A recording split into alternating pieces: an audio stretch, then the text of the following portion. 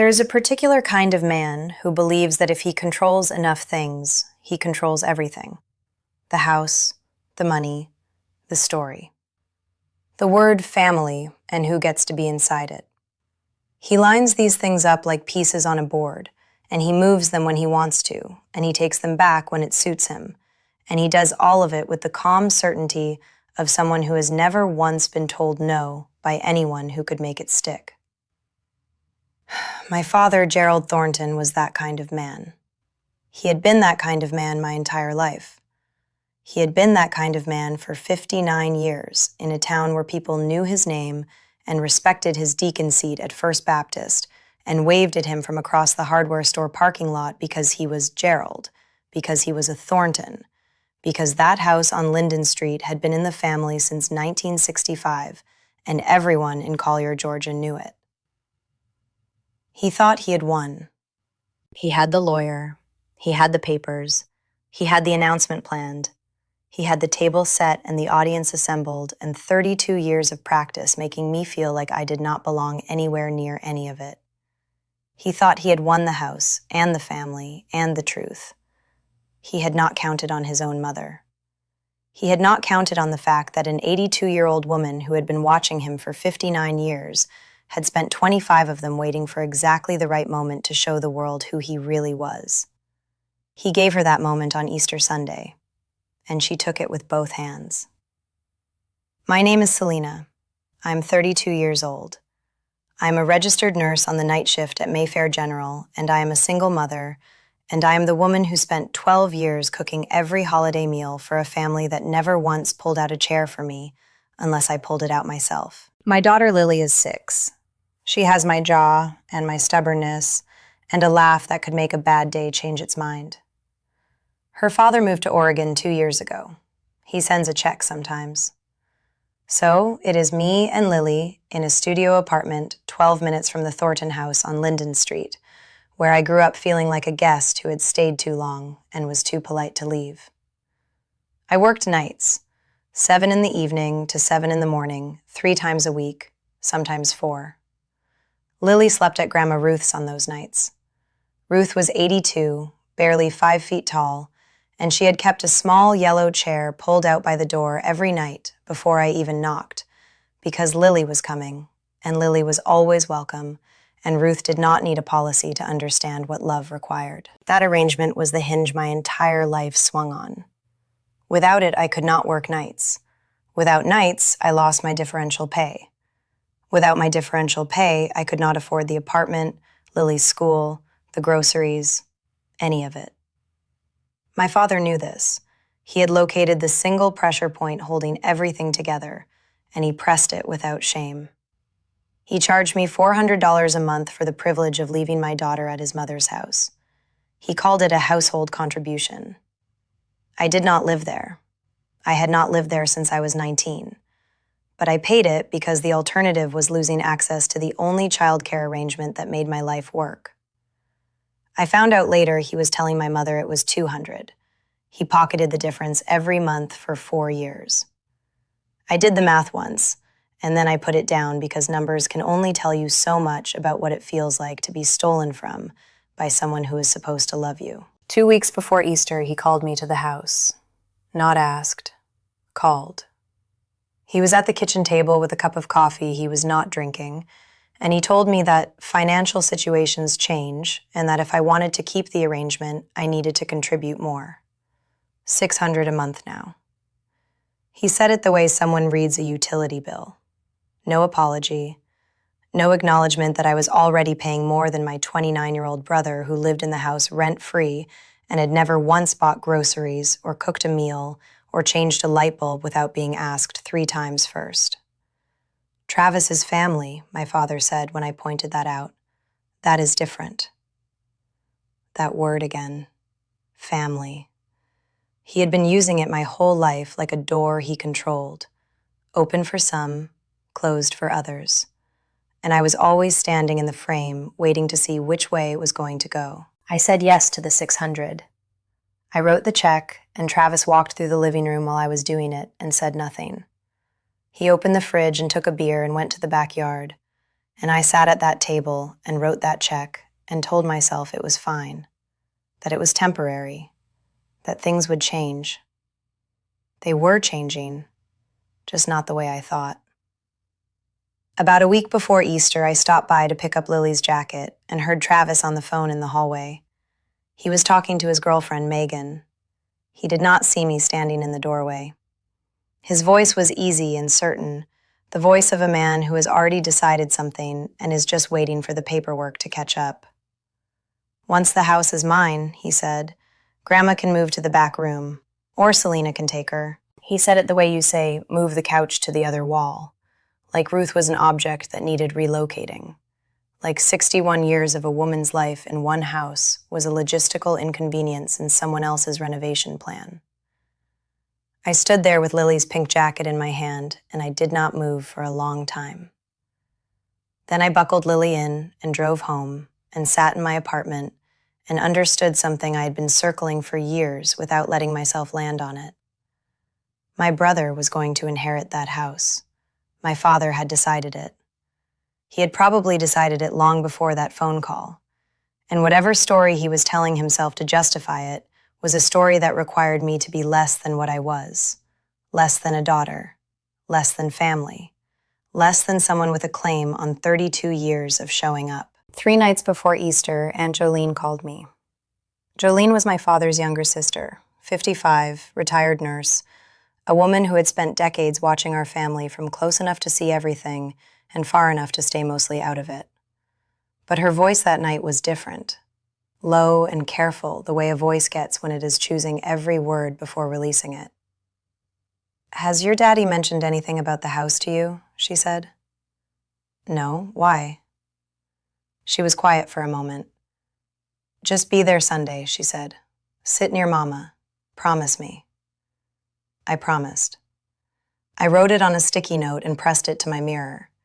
I did not understand it, but something in Jolene's voice felt like a warning and a reassurance at the same time, the way someone sounds when they know something hard is coming, but they also know it is going to be all right. The day before Easter, I was loading groceries at the Piggly Wiggly when I saw my father coming out of the Harmon and Burke law office on Main Street, large brown envelope under his arm, the stiff legal kind. He was walking fast with the focused energy of a man executing a plan. He did not see me until I called out to him. His face went flat. "None of your business," he said. Got in his truck and drove away. I stood in that parking lot holding 4 bags of food for a dinner I had been cooking for this family every Easter for 12 years. I stood there and watched his truck disappear, and I felt something I could not name. Not anger exactly, something older and quieter. The feeling of a door you have been knocking on your whole life, finally showing you that it was never going to open. Easter Sunday, I was awake before 4 after a full night shift. I drove to the Thornton house with Lily in her pajamas and her Easter dress hanging in the back. Oven on by 6, mac and cheese by 8, biscuits rising, casserole in its dish, sweet tea steeping in the big glass jar Ruth had kept on that counter since before I was born by 10 o'clock. My mother came in at 9:30 and set out napkins and plates. 15 minutes. Then she went to the living room and turned on the television. Travis arrived at noon with a $9 bottle of wine. The sticker was still on it. My father looked at that bottle and said loud enough for the entire kitchen to hear, "Now that is a man who knows how to show up." 6 dishes on my counter, 7 hours on my feet. Not one thank you from anyone. By 5 o'clock, 22 people were at the long table on the back porch, string lights overhead. Neighbors, church friends, family from 2 counties. Gerald at the head in a white button-down shirt he had never worn to a family dinner before, pressed and deliberate, a man dressed for an occasion he had created. I saw the envelope from Harmon and Burke tucked under his chair when I walked past with the ham platter. Just the corner. That was enough. Grandma Ruth sat at the far end of the table. Her cracked brown leather purse was on her lap. Not beside her, not under her chair, on her lap. Both hands resting on it. Like a woman at a departure gate who has checked every item twice and is simply waiting for her name to be called. Pastor Tom Davis sat midway down. Harold's oldest friend. Ruth had invited him personally. I thought it was just Ruth being Ruth. I would understand later that it was Ruth being strategic. She had wanted a witness with standing. She had wanted someone in that room whose word could not be dismissed. Grace was said. I peeked during the prayer. Gerald's eyes were open and on me. Then he stood up. I have an announcement, he said, before we dig in. He looked down the length of that table the way a man looks at a room he believes he owns. Every surface of it, every person in it. I have made a decision about this house, he said. Travis is getting the house. Papers are drawn up. He said it the way you read a weather report. Flat, final, already done. Travis looked up with a face he had been practicing. I kept my voice even. Dad, what do you mean by real family? He turned his whole body toward me. He did not lower his voice. He wanted every single person at that table to be a witness to what he was about to do. You know what I mean, he said. No, say it clearly. 32 years he had been waiting for me to back down at this moment. Every version of this moment across every year of my life. The unfinished sentence, the closed gate, the weighted word. He expected me to fold the way I always folded. He expected the practiced flinch, the pulled back question, the quiet retreat. Not tonight. He looked at me, then at the table, then back at me, and then he said it, out loud, in front of 22 people, in front of my daughter. You were never really part of this family anyway. He tilted his head toward my mother. Ask your mother why. 2 seconds of complete silence. Then the fork. My mother's fork slipping from her hand and hitting the plate and bouncing onto the table.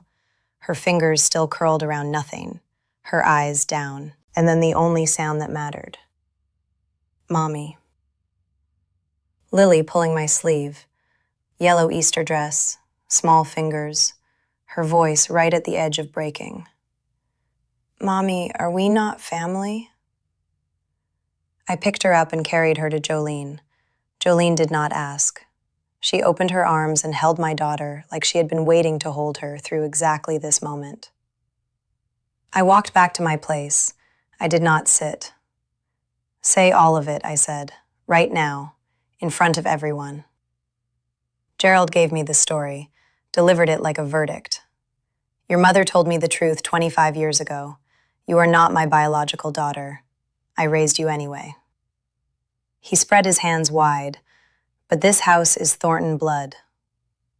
25 years he had believed that lie.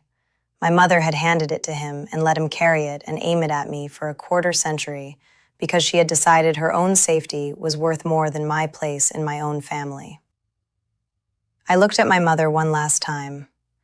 Mom, is it true? I'm sorry, Selena, she said. Not a denial, an apology for being caught. And then the sound of wood on wood, a chair being pushed back at the far end of the table. Gerald had made one critical error in his plan. He had chosen to do this in front of his mother. Ruth was standing, both hands on the table, spine straight, 82 years old and rising like she had been saving every ounce of herself for this exact moment and had finally decided to spend it all at once. Sit down, Gerald. Mama, this doesn't... I said sit down. He sat, the boy in him obeying before the man could think.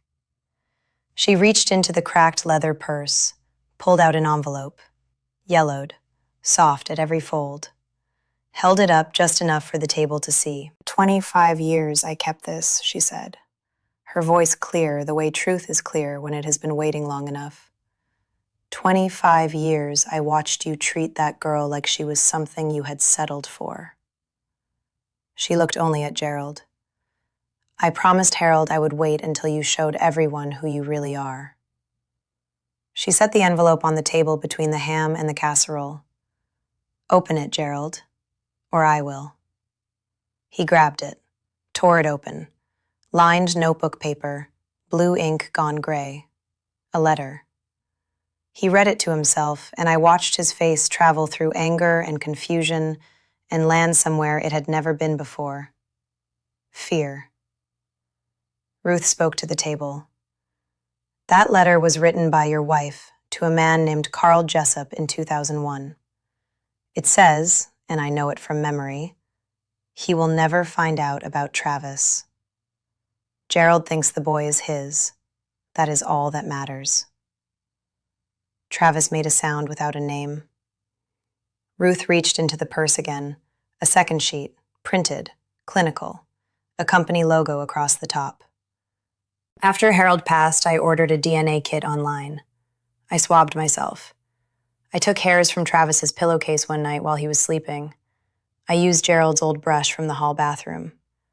6 weeks later, I had the results. She paused. Gerald and Travis are not biologically related. The screen door slammed behind Travis on his way out. Megan was already on the porch steps with her arms crossed. Gerald stood holding 2 pieces of paper that had just taken apart every single thing he thought he had built and owned and won.